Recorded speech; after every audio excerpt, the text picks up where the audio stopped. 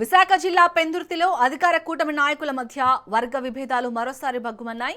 నరవ గ్రామంలో సుమారు ₹1 కోటి వ్యయంతో చేపట్టనున్న పలు అభివృద్ధి కార్యక్రమాల శంకుస్థాపనలు, ప్రారంభోత్సవాల్లో పాల్గొనేందుకు వచ్చిన జనసేన ఎమ్మెల్యే పంచకర్ల రమేష్ బాబుకు స్థానిక టీడీపీ కార్యకర్తలకు మధ్య తీవ్ర వాగ్వాదం చోటు చేసుకుంది. దీంతో ఎమ్మెల్యే తీవ్ర ఆగ్రహం వ్యక్తం చేశారు.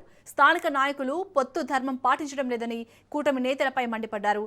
రాబోయే గ్రేటర్ విశాఖ కార్పొరేషన్ ఎన్నికల్లో పోటీ చేసేందుకు ఇప్పటి నుంచే చిన్న స్థాయి నాయకుల మధ్య పోటీ పెరిగిందని, ఒకరిపై ఒకరు చాడీలు చెప్పుకుంటూ కూటమి పరువు తీయవద్దని ఎమ్మెల్యే హెచ్చరించారు.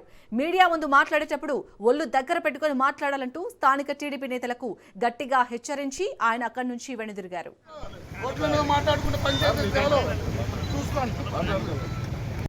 తప్పులు మీకు చూపించాం సార్, మీకు ఎన్నోసార్లు విన్నవించుకుంటే మీకు పట్టించుకోలేదు సార్.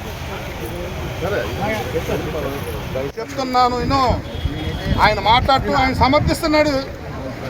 ఆయన కార్పొరేటర్ చేస్తాడు, సమర్థిస్తాడు. అలాగా నువ్వు మాట్లాడు, నేను నిన్న మాట్లాడాను నీతో, మళ్ళీ కాపీ చేయండి. నీతో మాట్లాడు, వాడికి చెప్తా, నేను నీతో మాట్లాడలేదు.